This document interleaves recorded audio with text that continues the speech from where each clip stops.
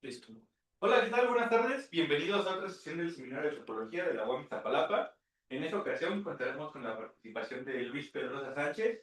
Luis hizo la licenciatura en Matemáticas Aplicadas en la UAM Coajimalpa y actualmente es alumno de maestría de aquí de la UAM Iztapalapa. Pues, Luis, por favor, adelante. Ok, pues buenas tardes a todos. Me da mucho gusto estar aquí, para exponerles un poco de lo que estoy trabajando en mi trabajo de tesis. Eh, bueno, como bien dice el título y para los que leyeron el póster de la divulgación de esta, o bueno, de el aviso para esta plática, pues el protagonista son los compactos de Corson. Mi tesis. El objetivo es, pues, mostrar una caracterización nueva que dio el profesor Vladimir Tachuk. Bueno, el artículo donde viene fue publicado en el 2024, hace no mucho. Y bueno, la tesis básicamente es, eh, digamos, establecer los primeros dos capítulos, es establecer bien lo necesario para poder abordar dicha caracterización, empezar a trabajar con dicha caracterización. De hecho, el segundo y el tercer capítulo ya podríamos decir que es conocimiento ya, pues digamos, de moderno, ¿no? Lo que llaman la frontera del conocimiento moderno.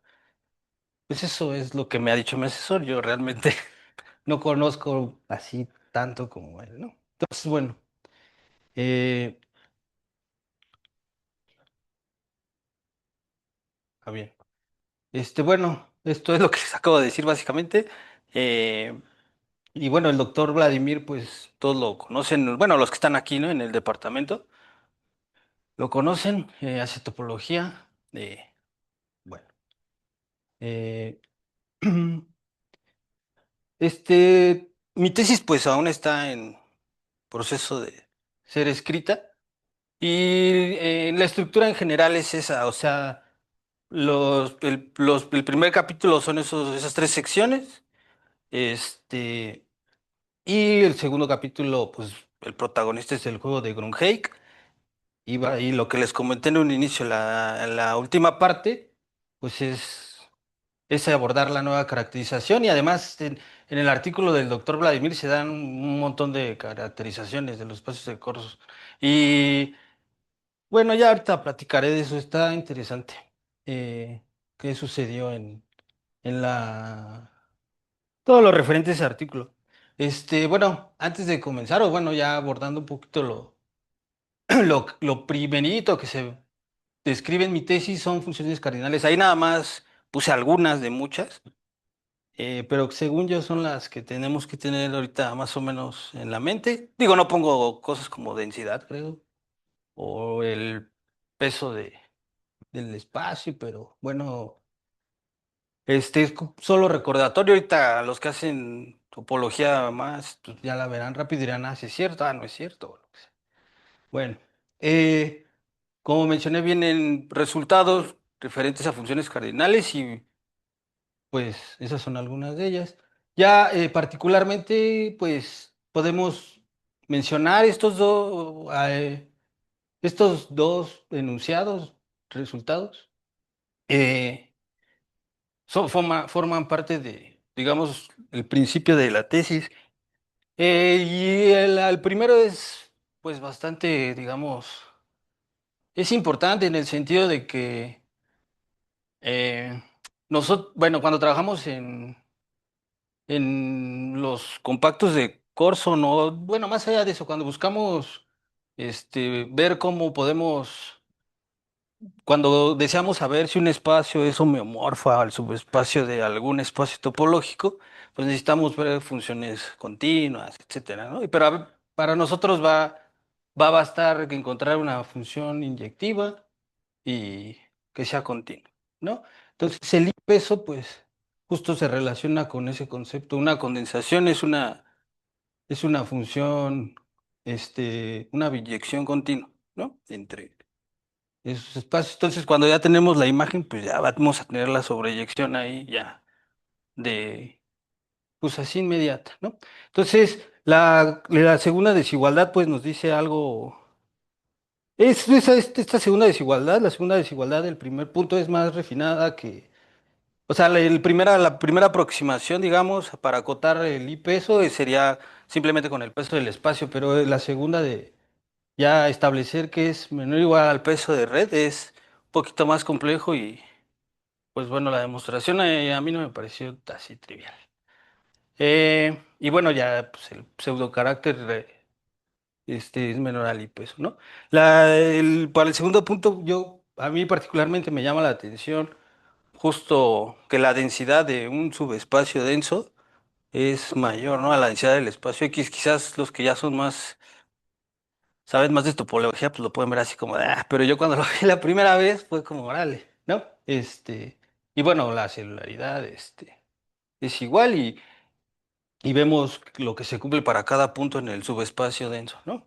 Este, de los últimos tres resultados, básicamente eh, son casi consecuencia de cómo es la cerradura de los espacios, bueno, de los conjuntos abiertos, digamos, de la forma, no sé ponerlo así, ¿no? O intersección S en el total, digamos, cuando ese es denso, ¿no? O bueno, ahí lo puse D, pero bueno, eh, de hecho, pues eso va a ser igual a la cerradura de O, ¿no? Ok. Este, también digamos, ya avanzado en el primer capítulo, en la primera sección, me pareció importante mostrarles ese primer teorema que, pues, que establece que todo, justo esa igualdad entre funciones cardinales. De hecho, no sé, bueno, no lo mencioné, pero en mi tesis, de hecho, al inicio se menciona en este espacio X, pues, es un espacio de Tíjono, ¿no? Entonces, cuando veamos X es espacios, asumimos que es un espacio de Tíjono, ¿no? Y esa igualdad es particularmente útil para mostrar al menos una propiedad importante, o bueno, que a mí me parece importante de los compactos de Corson y ahorita pues la vamos a abordar. El segundo teorema, pues todos los que hacen topología saben de su utilidad y además saben que, bueno, pues o sea, nada más de leerlo y por primera vez impresiona, ¿no? Yo no porque yo diga que es importante, es importante, todo lo que saben topología lo saben y de hecho este tercer teorema, cualquier producto de espacios separables tiene la propiedad de sublíneas. La prueba usa, pues, en esencia, pues el paso, bueno, no sé si sean otras pruebas, supongo que sí, pero la que yo conozco, pues lo haces por contradicción y pues en algún momento usas el teorema de Hewitt, Marchevsky, Pondicherry y te dice, digamos que ese último teorema, pues te dice algo, pues ya que de entrada, pues sí es pues no sé, a mí me parece muy fuerte. Y además, pues eso se puede relacionar pues un poquito al menos con un resultado de CP, que es de CP de teoría, que ahorita lo vamos a ver, y que es de lo primero que abordas cuando haces teoría CP. Este, bueno, también en este primer capítulo, pues como ya lo mencioné, vamos a trabajar, o bueno, se va a escribir teoría CP, este, y bueno, se tiene esas definiciones, ¿no? El símbolo Cx, Y son funciones, pues justo continuas con dominio X y que las mando a Y, ¿no? De X en Y, funciones continuas. Y pues por simplemente, mm, pues no sé, para que sean las cosas más fácil cuando nos referimos a ciertos espacios y demás, pues se usa esa notación C de X para funciones de X en los reales, ¿no? La expresión C sub P de X, Y, pues es justo dotar al espacio de funciones continuas con la topología de Tíjono, ¿no? Y pues el P es por point ways, ¿no? Mm, pues nada más eso, lo primero son definiciones y lo segundo es la definición de la base estándar, o bueno, la base canónica. Y pues cuando trabajas con los reales, pues eso se convierte en algo muy simple, ¿no? Esas bases, o esos elementos de dicha familia no son tan complejos así como se ve ahí. Pero en realidad, incluso cuando se estudia la topología producto, pues son casi lo mismo. O sea, pues, en esencia son lo mismo. No solo ahí cambiar F por puntos en un producto en vez de funciones continuas de X en Y, etcétera, ¿no? Y esto pues nada más es como recordatorio, digamos. Como les mencioné, digamos, el resultado de que un producto arbitrario de este, productos separables, producto arbitrario de productos separables tiene la propiedad de Suslin, o bueno, tiene su unidad numerable, pues nos ayuda a decir algo pues interesante, ¿no? Lo anterior implica que el CP(X) tiene la propiedad de Suslin. Eh, bueno, es consecuencia del teorema de arriba, ¿no? Este, la, la, la prueba de que ese espacio es denso en X copias de R, pues no es compleja, de hecho es rapidita. Y pues en esencia te ayuda, o bueno, eh, pues es que no es particularmente difícil y no necesitas saber casi nada de CP, ¿no? Eh, pero bueno, ahí el protagonista pues es justo este resultado de aquí, el tercero de esa lista, ¿no? Eh, otros resultados ahí que forman parte del trabajo, bueno, formarán parte del trabajo, son estos globos, bueno, estas dos ventanas que vemos aquí, definición, resultados. Este, los primeros dos del primer recuadro también son pues fáciles de probar y el primero usa que justo el CP de X es denso en R a la X, ¿no? Esto de aquí. Este, y pues bueno, el segundo, pues es interesante porque cuando nosotros trabajamos con espacios de Tíjono, si el espacio es compacto, pues vamos a tener, pues, bueno, de hecho, no se necesita ni siquiera de Tíjono, pero bueno, vamos a tener que el espacio ha de ser un espacio normal. Y todo compacto en esos, bueno, en este caso pues vamos a tener que todos esos espacios compactos van a ser cerrados, ¿no? Y hay otro resultado, de hecho, que dice que si el espacio es normal y ya es cerrado, entonces la imagen de ese mapeo es todo el espacio, todo pues el CP de lleno. Entonces podríamos decir que cuando pues el espacio es de Tíjonov y tenemos un espacio compacto, pues podemos decir ese segundo punto se puede decir como el subespacio Y es compacto, si ese mapeo es sobreyectivo, ¿no? Aquí sería poner el C pedacito, el CP ¿no?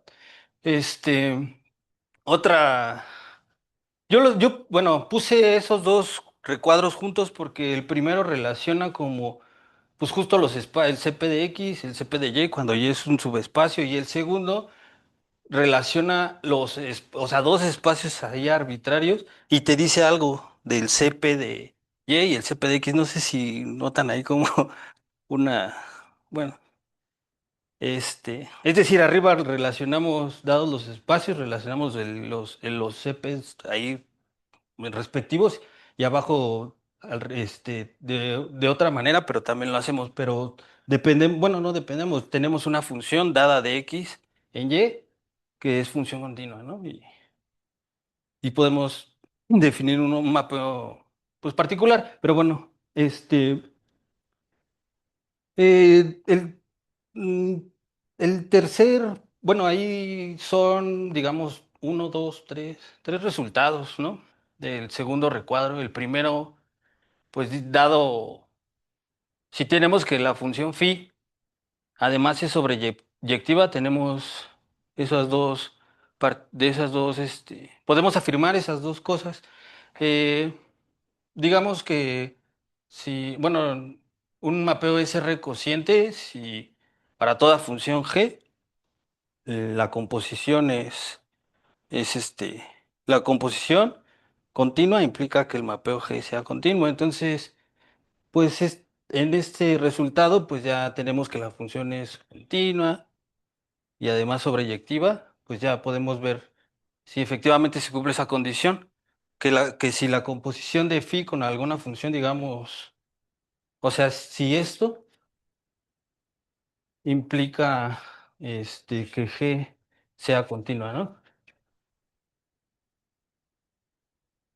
Y justo cuando se da eso, pues podemos afirmar que el espacio, o bueno, la imagen de esa función, que lo pongo ahí como phi estrella, pues es un mapeo, perdón, es un espacio cerrado, ¿no? Eh, bueno, el último, pues es phi es condensación, sí, solo sí, la imagen es densa en el espacio CPX. Eh, ya les mencioné que es condensación, ¿no? Eh, en ese bueno, en esa sección, pues se enuncian estos dos teoremas, pero estos son así como que yo supongo que son los que todos tienen que saber. Y al menos, o bueno, no es que los tengas que saber, ¿no? Pero creo que son de importancia. Eh, el primero, pues sí relaciona como el espacio X con su espacio de funciones. eh, pues así en términos, o sea, puedes describir muy bien al espacio X, dado que justo es un subespacio cerrado de todo ese, del doble CP, ¿no? El segundo, pues en esencia dice que si no te gusta la topología, te fijes en el álgebra y al revés, ¿no? Si te gusta el álgebra, bueno, yo así lo veo, o sea, pues alguien que sepa más de álgebras, aquí hay gente que sabe mucho y que sabe mucho de topología, puede decir cosas más particulares, ¿no? Y pues, digamos, en esencia yo lo veo así. Bueno, como les mencioné, los compactos de Corson pues, son los protagonistas de la tesis. ¿Y qué son? Pues son espacios que viven, o sea, subespacios de un subespacio muy particular de copias de la recta real, ¿no? Justo primero definimos ese sigma de A como ese conjunto. Y bueno, como vemos, lo pedimos que los puntos pertenezcan a las funciones de A en los reales, ¿no? Este, y pues el conjunto, digamos, donde la función es distinta de cero, es numerable. Algunos lo ponen como el conjunto de la imagen inversa de los reales menos el cero, es numerable, ¿no? Pero bueno, cuando uno está aprendiendo, copia cómo escribe su maestro y es lo que yo hago. Este, eh, bueno, entonces pues decimos que justo el espacio es un compacto de Corson, si es un espacio compacto y es pues homomorfo a un sigma de A para un conjunto A, ¿no? Si logramos encontrarlo, pues ya podemos decir sí es compacto de Corson. Bueno, la mera definición implica justo eso que pongo ahí, ¿no? Y eso es particularmente importante porque ya de entrada te permite, pues, hacer una pregunta, digamos, natural, que es la primera, o bueno, que tiene que ver con el primer punto de ahí. Este, Cada compacto metrizable es compacto de Corson y pues bueno, la respuesta es sí y la prueba no es no es difícil y de hecho como estamos en espacios de Tijonov, pues vamos a tener un compacto metrizable, va a ser segundo numerable y si es metrizable y segundo numerable, pues ha de ser separable. Entonces puedes usar eso, tomas un conjunto denso y pues ahí lo manipulas para mostrar justo que pues eso, ¿no? Bueno, en la prueba tienes que argumentarlo bien, pero no es difícil. El segundo punto es que existe bueno, al menos uno, o sea, obviamente hay un montón, pero y el que yo escribí, o bueno, el que yo describí en mi trabajo de tesis, pues recuerdo que me sacó así como canas verdes, por decirlo de algún modo, porque yo apenas estaba, pues, relacionándome con los conceptos, definir funciones, etcétera. Y yo cada vez que buscaba, a ver, un compacto de Corso no metrizable, me ponían ejemplos así súper complejos, súper complejos. Y un día le pregunté a mi asesor, es que me dijo, ay, pues haz esto así bien rápido. Y ya, salió así de volada y se veía bien claro y todo. Y pues bueno, este. Y el tercer puntito es que todo punto, perdón, todo compacto de Corson tiene un punto G delta. Bueno, a ver, antes de hablar particularmente de ese punto, esa sí, si nosotros vemos esos tres puntos, y por eso los puse así, te dicen, pues es que sí, ese tipo, esa definición, o sea, nosotros vemos la definición de compacto de Corson, dices, pues sí, ahí está, no hay como, pues, digamos, de topología, te dice, pues sí, necesitas un compacto, que sea homomorfo, un subespacio de ahí, pero y luego, o sea, no hay como que no. Pero ya cuando ves estos tres puntos dices, ah, no, pues es que tiene muchas particularidades, o comparte con particularidades muy, que digamos las vemos mucho en los espacios metrizables, ¿no? Y y bueno, además hay más, ¿no? O sea, que es Frechet, Urison, etcétera, y quizás ahorita no recuerdo si los puse, pero ahorita vamos a avanzar y vamos a ver, es que tienes mucha información. Este. Bueno, ese último puntito, el 3 todo compacto de Corson tiene un punto G delta. También me costó trabajo probarlo, porque mi asesor esta vez también me dio pues me dio así como al de busca por este camino y yo busqué y nomás lo encontré. Y un día, pues en internet me puse a buscar de nuevo y aquí un compañero, el Víctor, bueno, alguna vez me recomendó un blog de topología, me metí y vi que había un resultado, algo más general. Y dije, ah, pues creo que le puedo mover aquí así asado. Y salió.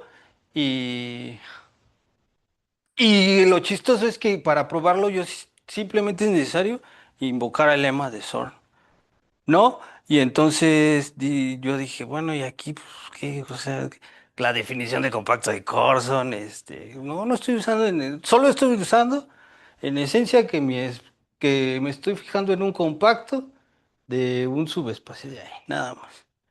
No, o sea, no, casi no hay topología y hasta se siente raro cuando haces una prueba así, dices, pues, y ahí entendí por qué dicen que a muchos no les gusta el lema de Zorn.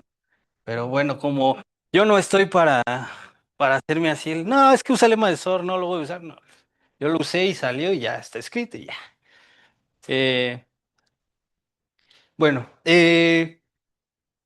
también en esa parte de la tesis vienen estas dos resultados que, o bueno, lemitas o llámenlo como quieran, que me parecen interesantes, ¿no?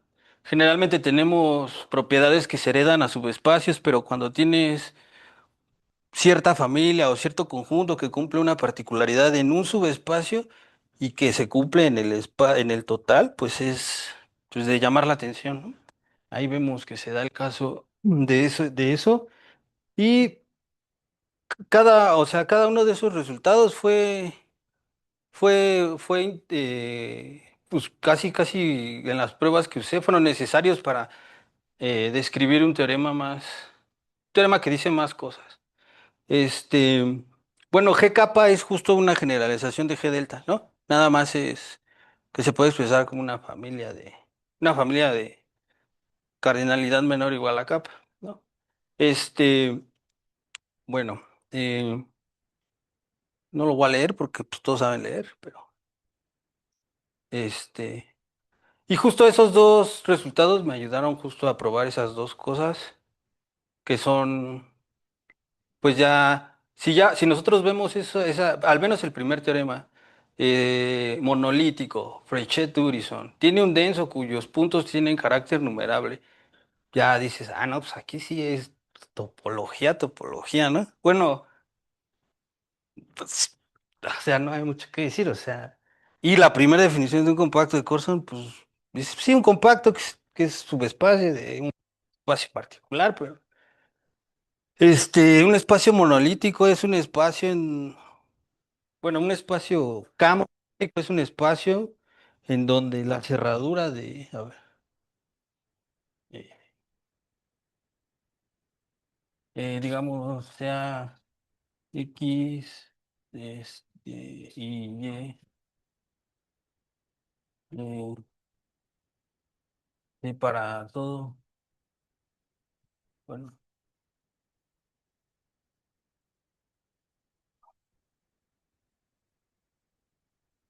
perdón. Perdón. Sí, para cada, eh, eh,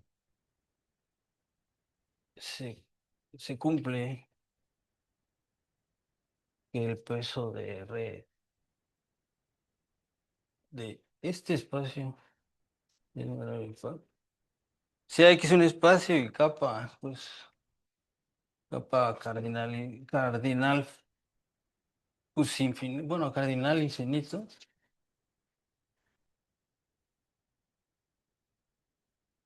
Si se cumple esto, decimos que el espacio es para lo que es pequeño. De... Sí, ¿en qué sentido, bro?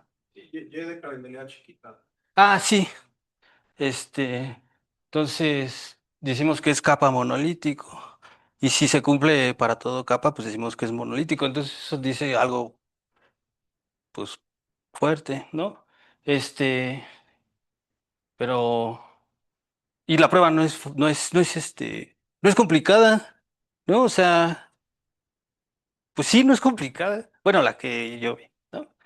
Es Frechet-Urison, pues, eh, un espacio es Frechet-Urison si para todo punto, en la cerradura existe una sucesión de puntos en el conjunto que converge al punto, ¿no?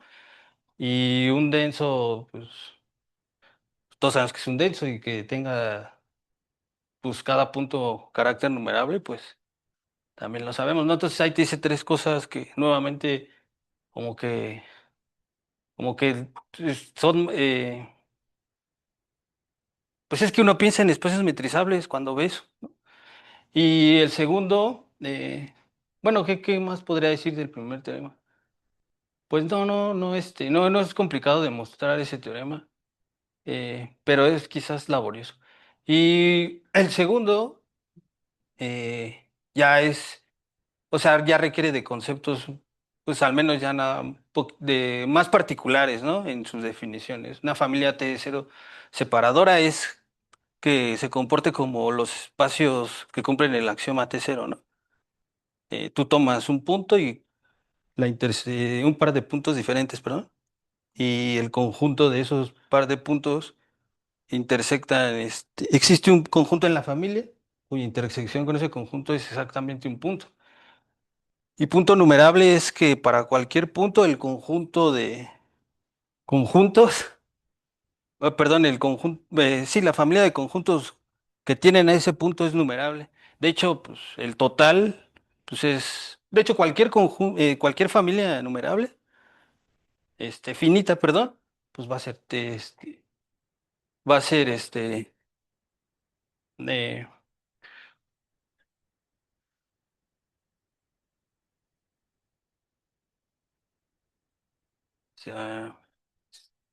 sea, if fue una familia,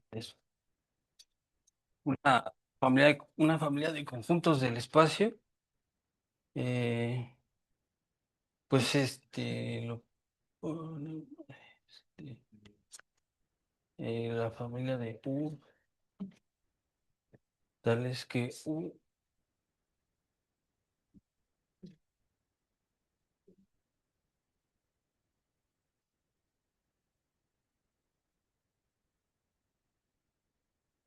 es, este,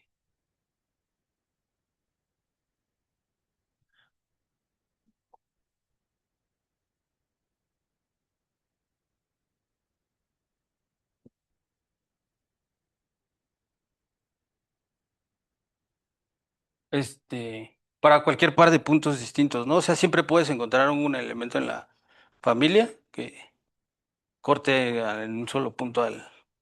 Ajá. Este, y pues cada uno son F sigmas abiertos, ¿no? ¿Qué es lo que dice ahí? Este, ¿Dónde dejé el? ah, Este, y bueno, ya habría que preguntarse qué onda con las familias puntos numerables, pero cuando le pides además ser base, ser pi base, por ejemplo, o base, etcétera, ya se pone más interesante, pero bueno, eso es como ya, es una pregunta más, pues bueno, ya que has trabajado bastante con esto. Ahora, digamos, todo lo que se trabaja en en las primeras secciones del primer capítulo son con el fin de dar una caracterización de los compactos de Corson. Y justo es esta. Ahora, ¿por qué me salté si estaba leyendo la otra, no? Pero bueno, primero veámosla y ahorita vemos qué significa cada cosa, ¿no? Este es el objetivo, digamos, del primer capítulo y es el resultado así, quizás más complejo de poder, pues al menos entender, y creo que incluso de toda la tesis. Entonces, un espacio es primariamente Lindelof. Este, bueno, más bien, ¿qué es un espacio primariamente Lindelof? Primero tenemos que definir lo que es una lindeloficación de un cardinal, ¿no? Y bueno, se ve bastante feo eso, pero bueno, sí lo es, pero por ejemplo, les mencioné que hay compactos de corso no metrizables, ¿no? Y de hecho, bueno, el ejemplito que di es muy similar a, a ese, pues digamos, a esto que llaman lindeloficación del espacio. ¿En el qué sentido? De que yo no tomé, bueno, no se toma, puedes tomar a los reales y un punto fuera de los reales y definir esas familias. Las iba a escribir, pero es enorme. Pero definir esas familias, pero en vez de pedir que A sea su conjunto numerable, lo pides finito.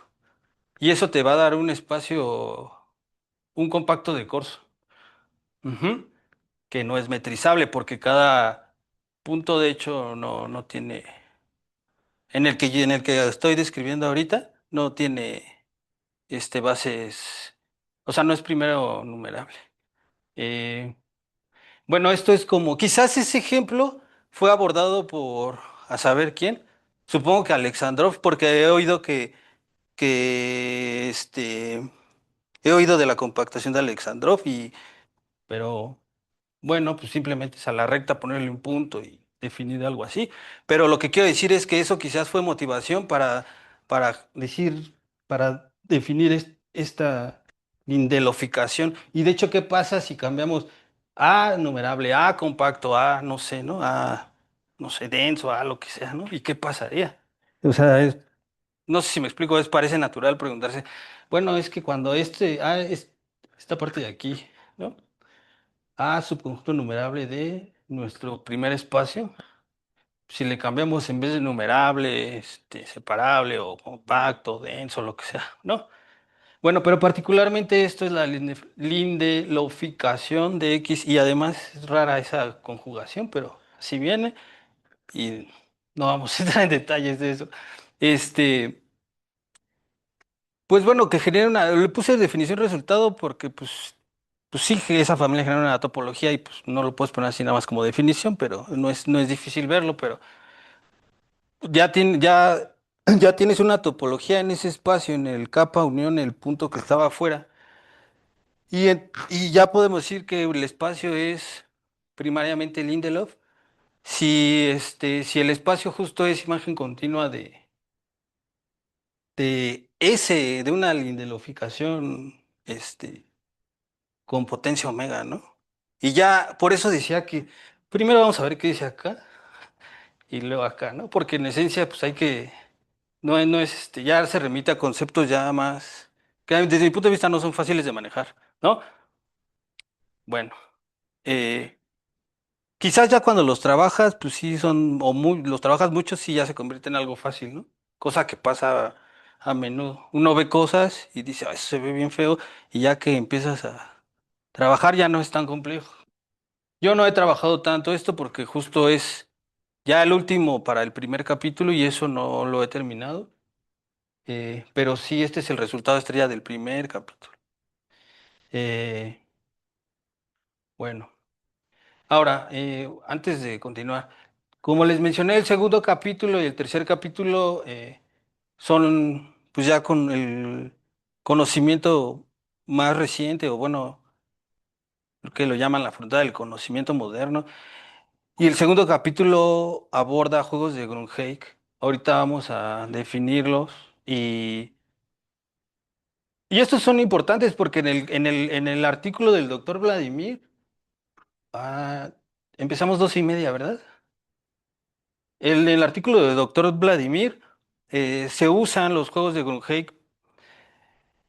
Bueno, me voy a apurar. Bueno, esta es la definición del juego de Grunheim. En esencia tienes dos jugadores, bueno, un espacio topológico, un conjunto definido y dos jugadores. Pues digamos, el primer jugador agarra un abierto que contenga el espacio H y el jugador 2 responde tomando un punto que no esté en H, pero que esté en el abierto que dio el primer jugador, ¿no? Y eso se hace pues, omega veces, terminan de jugar, se dan la mano y ahí decimos que hubo una partida, ¿no? Este, pero cuando terminó la partida, pues se creó esta sucesión, ¿no? Abierto del primer jugador, un punto del segundo jugador. Entonces, bueno, no es la pregunta, pero pues podemos establecer el criterio de que el jugador uno gana si la asociación de puntos que dio el jugador 2 perdón, converge a H, ¿no? Converger a un conjunto, pues es lo mismo que converger a un punto, ¿no? Ent- ¿No? Y en otro caso, pues J2 gana, perdón. Entonces, bueno, justo en un espacio que tiene al menos un conjunto, un punto que es justo así, singulete abierto, pues es bien fácil, ¿no? Ganar con ese espacio H, ¿no? Si es abierto, ¿no?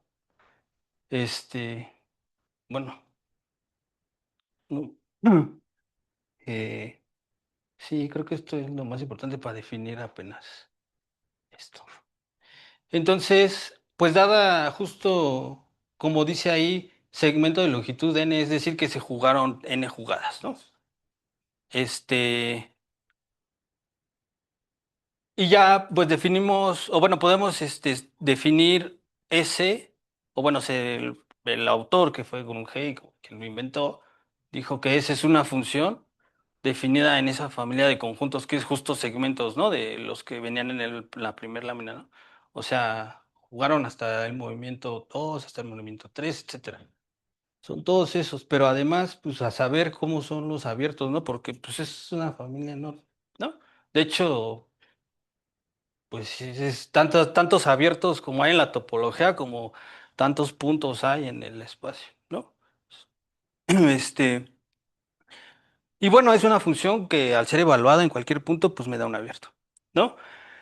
Este, en una partida eh, ya terminada, decimos que uno aplicó la estrategia S.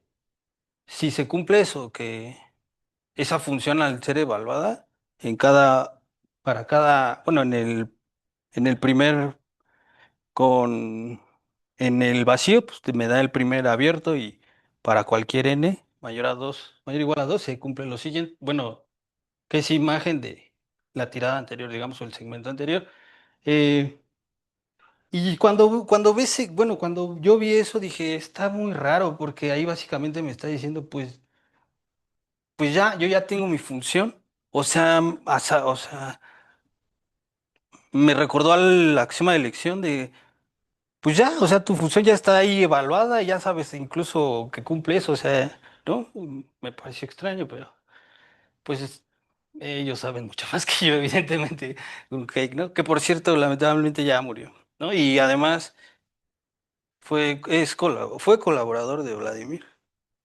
Eh, este, pues, bueno, justo cuando esa es estrategia ganadora, pues estrategia ganadora, pero podemos definir conjuntos particulares que los llamamos W conjuntos. Son conjuntos, es decir, cuando ese H, este, que se eligió es un W conjunto de winning, es justo cuando se cumple eso, ¿no? Un jugador usando la estrategia S siempre gana, ¿no? En ese conjunto. Y lo importante es que cuando un espacio tiene ese conjunto, se pueden decir cosas del espacio, ¿no? Y pues justo un conjunto, pues ahí lo puse, ¿no? Ese es el tercer punto, lo que acabo de decir, y perdón, el segundo punto, y el tercer punto pues lo relaciona con cada punto en el espacio. Y cuando cada singulete es un omega, es un W conjunto, pues el espacio se denomina este, el total lo llamamos W espacio. Eh, bien, tenemos esos dos resultados. Cualquier espacio primero numerable es espacio W, no todo W es primero numerable. Si es primero numerable, pues piénsenlo en los reales y piensen qué pasaría ahí, ¿no? Me tengo que apurar. Un compacto de Corson, justo era lo que decía, si tú tienes conjuntos Ws o el espacio es W, puedes decir cosas, ese resultado dice algo, da una caracterización de los compactos de Corson, o sea, en términos del juego de Grunge.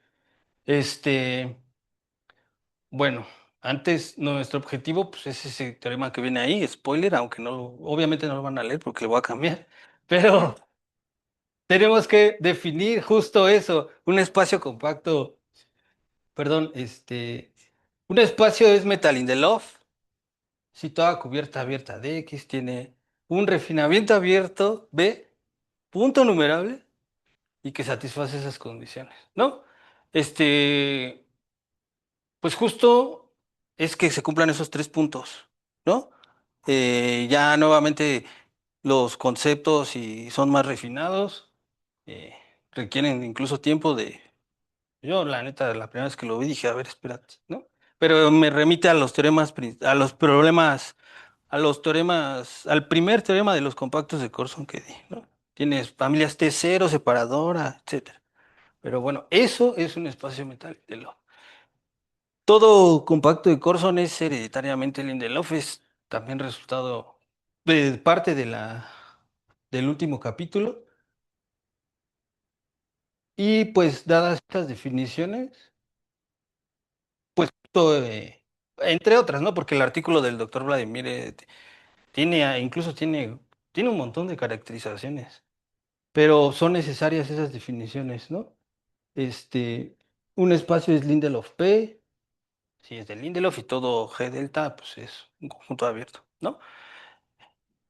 ¿Y por qué pongo eso como pregunta? Porque la caracterización que dio el doctor Vladimir, pues en esencia se remite a una pregunta que hizo su formador, digamos, su asesor en su momento, el conocidísimo Arangelsky, que se preguntó eso, si K es un compacto homeomorfo a un subespacio del CPDL para un espacio que es Lindelof P, entonces será un compacto de Corson. Eh, y pues basta cambiar un poco lo de Lindelof P, ¿no? Este, es remitirse al concepto de Lindelof disperso. Y justo eso, bueno, trabajó mucho, ¿no? Pero permitió al doctor Vladimir dar esa caracterización. Y esa pregunta la hizo Arangelsky en los años 80 y fíjense, hasta hace, digamos, 2023, que quizás mandó el artículo el doctor, se pudo decir algo. Y esa pregunta tiene una respuesta negativa, es decir, no es cierta la conjetura que daba Arangelsky porque se dio un contraejemplo.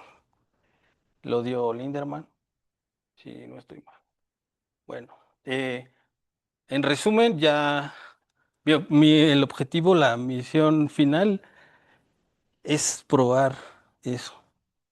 Otra cosa importante, ese resultado también usa eh, una caracterización de los compactos de Corson en términos de un grupo W, digamos, un grupo topológico que es conjunto W en el sentido del juego de Grunheim. Y pues eso, ¿qué tiene que ver con CPO, no? Pero pues lo usaron y, y más allá de que tenga que ver con CP, pues como que pues no pintaba mucho, pero fue necesario para jugar eso. Ya no hay láminas, así que... bueno, para terminar, este... Digo, no puse bibliografía porque eso es una charla, pero... y pues, muy por encima, pero en esencia es cualquier libro de topología general medianamente avanzado. Yo uso los libros del doctor Vladimir y la Biblia roja, el Engel King, este... Y el artículo del doctor Vladimir, ¿no? Si alguien quisiera ver más, pues yo les recomiendo que vean. Particularmente el artículo del doctor Vladimir. Este, pues eso es todo y espero me hayan entendido y se la hayan pasado bien.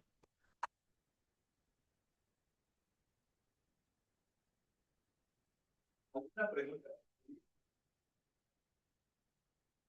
Alguien, ¿Hay alguna pregunta? ¿No? No, pues si no hay preguntas, agradecemos nuevamente a Luis.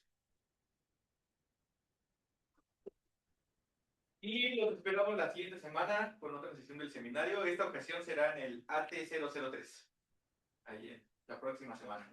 Muchas gracias. Con brocha de oro. Para hacer comer pizza. te lo pongo aquí. Gracias por lo del WhatsApp.